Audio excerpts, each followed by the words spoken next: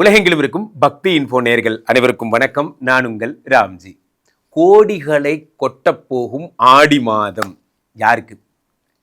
எந்தெந்த ராசிக்காரர்களுக்கெல்லாம் ஆடி மாதம், ஆடி வந்தாலே ஸ்பெஷல் தான் சார். இந்த ஆடி மாதத்தில் யாருக்கெல்லாம் குபேர சம்பத்துகள், யார் யாரெல்லாம் வெளிநடப்ப போறீங்க, யார் யாருக்கெல்லாம் கல்யாணம் ஆக போகுது போன்ற டீட்டெயில்ஸை ராசி ரீதியாக நாம் பார்த்து விடலாம். துலாம் ராசிக்காரர்களுக்கெல்லாம் எப்படி இருக்கும்? துலாம் ராசிக்காரர்களுக்கு ஆடி மாதம் எப்படி இருக்கும்?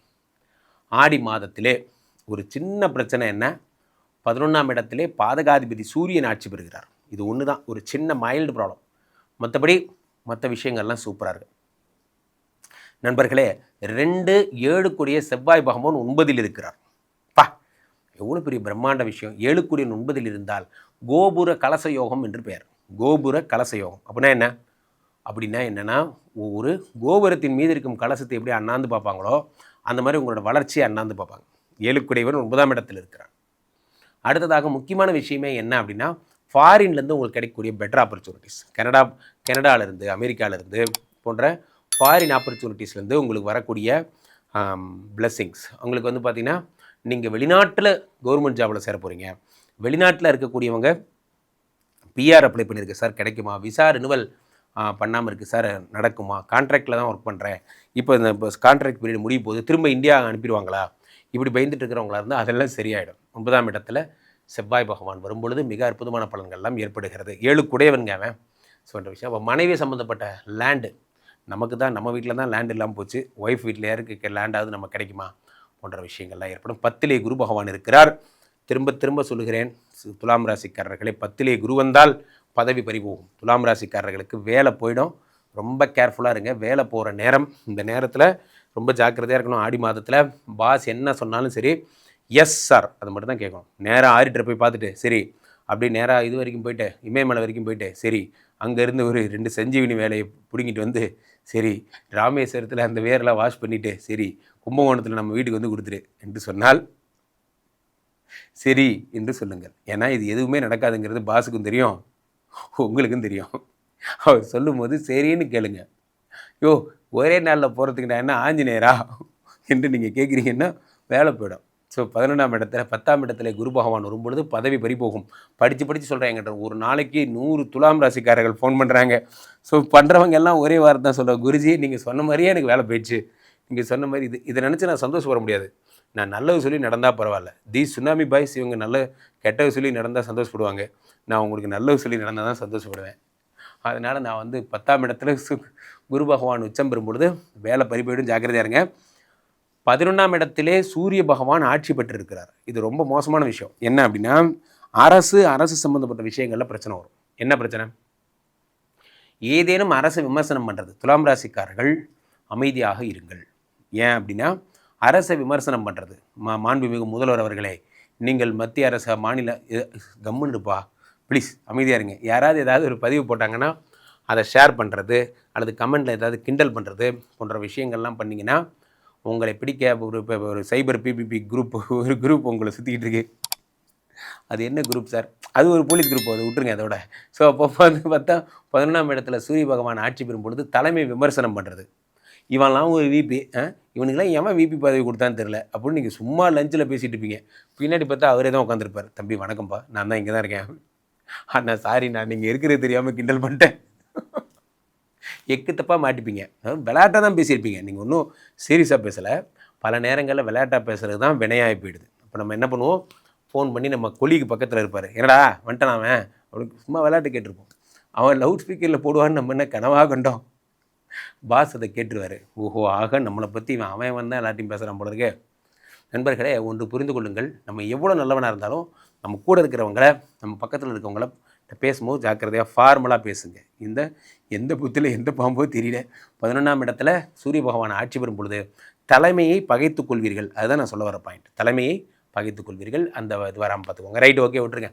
நீங்கள் அதெல்லாம் பண்ண போகிறதில்ல. இப்போ அடுத்து 9 குடையவனாக இருக்கின்ற இந்த புத பகவான் 11ஆம் இடத்தில் இருக்கும் பொழுது என்னாகுன்னா, அப்பாவுக்கு உடம்பு செல்லாம் போகும். அது ஜாக்கிரதையாக பார்த்துக்கோங்க. அதே மாதிரி இந்த சனி பகவான் 6ஆம் இடத்திலே வக்கரம் பெறுகிறார். என்னாகும், கடன் அடைய போகிறது. நீங்கள் யாரெல்லாம் இந்த துலாம் ராசிக்காரர்களோ உங்கள் கடன்கள் அப்படியே அடைஞ்சிடும். கடன் எதெல்லாம் நீங்கள் கடன் வாங்கி வச்சுருக்கீங்களோ எல்லா கடனையும் நீங்கள் ஃபோக்கஸ் பண்ணி ஒன்றுனா க்ளோஸ் பண்ணுவீங்க. ரொம்ப அற்புதமான நேரங்க. ரொம்ப ஜாலியாக இருக்க போகிறீங்க. உண்மையை சொன்னால் மகிழ்ச்சியாக இருக்க போகிறீங்க. துலாம் ராசிக்காரர்கள் வாழ்க்கையில் இன்பங்கள்லாம் வரப்போது, வேலை போயிடும். அதை மட்டும் ஜாக்கிரதை. ஆடி மாதம் துலாம் ராசிக்காரருக்கு 100க்கு 85 மார்க்.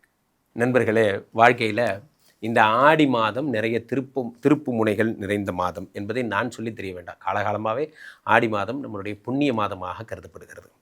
நிறைய நேரங்களில் ஒரு விஷயம் இந்த மாதம் வருகிடைய ஜூலை 12ஆம் தேதி வரக்கூடிய ஆடி அமாவாசை மிகுந்த மகிழ்ச்சியோடு நம்ம கொண்டாடணும். காரணம் என்ன அப்படின்னா, இந்த Aadi Amavasai is most famous. என்ன காரணம்? அப்போ முன்னோர்கள் பித்ருக்களை நம்ம வந்து இன்வைட் பண்ணுறோம். தட்சிணாயனம் முடிந்து தட்சிணாயனம் முடிந்து உத்தராயணம் தொடங்குகிறது. அதுதான் நம்ம ஆடின்னு சொல்கிறோம். ஆடி மாதம் we are inviting the pitrus to come to the earth. அப்புறம் இதில் பார்த்திங்கன்னா கன்னியா மாதத்தில், இது புரட்டாசி மாதத்தில் புரட்டாசி அமாவாசை வரும். அதில் நம்ம என்ன பண்ணுவோம், பித்ருக்கள் நம்மளோட உட்காந்து சாப்பிடுவாங்களாம். அடுத்து தை அமாவாசையில் பித்ருக்கள் நம்மளோட மேலோகத்துக்கு போயிடுவாங்களாம். இதுதான் கான்செப்ட். திரும்பவும் தட்சிணாயனம் ஸ்டார்ட் ஆகிடும். தட்சிணாயனம் என்பது மேலோகத்தில் இருக்கிறது, உத்தராயணம் என்பது நம்ம கூட இருக்கிறது. ஸோ இதுதான் கான்செப்ட். இப்போ ஆடி மாதம் நம்ம கூட நம்ம முன்னோர்கள், நம்ம பித்ருக்கள் நம்மளோட வாழ்கிறாங்கங்கிறது தான் கான்செப்ட். இந்த ஆடி மாதம் துவங்கி அடுத்து தை மாதம் வரையிலே இருக்கின்ற மாதங்கள் எல்லாம் நம்மோட மாண்டவர்கள், நம்ம இறந்து போனவங்களாம் நம்மளோடு இருக்கிறார்கள் என்பது நம்ம கருத்து. அவ்வகையில் அது நம்ம முதல் மாதம். இது மாதத்தின் முதல் மாதமே குரு பகவான் உச்சம் பெற்று அவரோடு சுக்கிரன் இருந்து வர்ற பித்ருக்களை வெல்கம் பண்ணுறாங்க. அடுத்ததாக சூரிய பகவான் மாதத்தின் முதல் மாதமே அந்த ஆடி மாதத்தில் முடிஞ்சு பாதியிலேயே ஆட்சி பெறுகிறார். அவர் தான் ஹெச்ஓடி. நல்லா கவனிங்க, முக்கியமான தினங்கள்லாம் அந்த ஹெச்ஓடி இருப்பார். நீ பாருங்கள், சித்திரை மாதம் இந்த ஹெச்ஓடி சூரியன் வந்து மேஷத்தில் உச்சம் பெற்றார். அதுக்கப்புறம் அந்த ஆடி மாதம் சூரிய பகவான் வந்து என்ன பண்ணுறாரு, ஆட்சி பெறுகிறார்.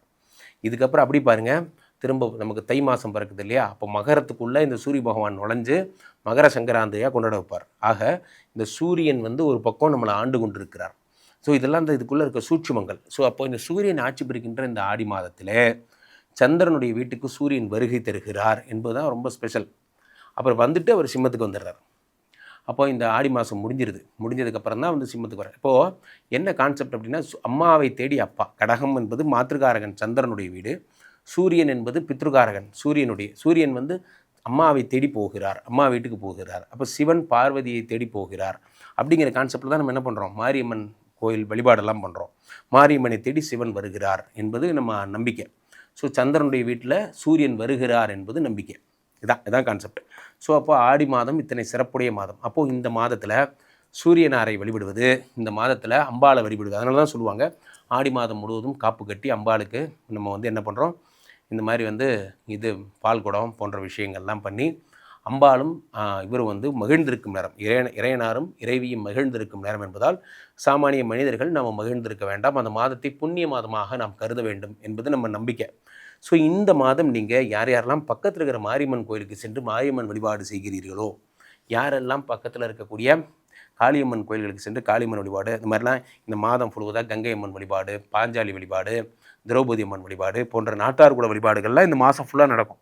இதில் கலந்துட்டாலே போகும். உங்களுக்கு இந்த கிரகங்கள் ஒன்றும் பண்ண போகிறதில்ல. ஆஃப்டர் ஆல் கிரகங்கள் அவ்வளோதான். அதை நம்ம அப்படி நினைக்கணும். ஆனால் நம்ம என்ன பண்ணுறோம், ரொம்ப ஃபோக்கஸ் பண்ணி பார்த்துட்டே இருக்கோம். நம்ம பாட்டுக்கு நடந்து போயிட்டே இருந்தால் இந்த ஹார்ட் பம்ப் ஆகும், அப்புறம் ஸ்லோவாகும், அப்புறம் தூங்கும்போது நார்மல் ஆகிடும். இப்போ இந்த ஹார்ட்டை பார்த்துக்கிட்டே இருந்தீங்கன்னா ஐயோ பம்ப் ஆகுது வெடிச்சிருமோ அப்படின்னு பயமாக இருக்கும். அது ஒன்றும் வெடிக்காது. ஹார்ட்டை பார்த்துக்க தெரியும். அந்த மாதிரி சூரிய பகவான் ஆட்சி போட்டார் அவ்வளோதான். இப்போ நாளைக்கு நான் ஹாஸ்பிட்டலில் படுத்துக்குவேன், நாளைக்கு எனக்கு உடம்பு சரியில்லாமல் போயிடும். இந்த மாதிரிலாம் நீங்கள் ஸ்கெடியூல் போடும்போது தான் லைஃப்பை பற்றி பயமே வருது. நீங்கள் இதை பாட்டுக்கு விடுங்க. ஆடி மாதம் நீங்கள் செய்ய வேண்டிய முக்கியமான வேலை என்ன, மாரியம்மன் வழிபாடு நீங்கள் செய்யணும். அதை பண்ணாலே போகிறோம். நீங்கள் எந்த பிரச்சனையும் வேறு எதுவுமே உங்களை நோக்கி வராது. நவக்கிரகங்களின் நாயகியார் சாட்சாத் அம்பாள் தான். நவக்கிரக நாயகி என்று பெயர். அவளுடைய உடம்பே நவக்கிரகங்கள் தான். அதனால தான் நம்ம வந்து நவக்கிரக நாயகியாக அவளை வழிபடுகிறோம். ஸோ மாரியம்மன் வழிபாடை செஞ்சு பண்ணால் உங்களுக்கு எந்த ப்ராப்ளமும் வராது. ஸோ அப்போது கீழே போய்ட்டுருக்க இந்த நம்பர் 2 நம்பரை கூப்பிடுங்க. உங்களுடைய சொந்த ஜாதகத்தை பார்த்து கொள்ளுங்கள். உலக புகழ் வாய்ந்த நமது விஸ்வரூப விஷ்ணுமாயா எழுந்தரில் இருக்கக்கூடிய புனிதமான இந்த ஸ்ரீமடத்திலே தினசரி நடக்கின்ற விஷ்ணுமாயா ஹோமங்களில் கலந்து கொள்ளுங்கள். என்னை தொடர்பவர்கள் ராம்ஜி சுவாமிகளிடம் என்னுடைய இன்ஸ்டா பேஜையும் ஃபாலோ பண்ணிக்கோங்க. உங்களுக்கு எப்பயுமே ஒன்று சொல்கிறேன், பக்தி இன்ஃபோவை தவிர மற்ற சேனல் பார்க்காம இருந்தீங்கனாலே லைஃப்பில் பீஸ்ஃபுல்லாக இருப்பீங்க. நன்றி, மகிழ்ச்சி.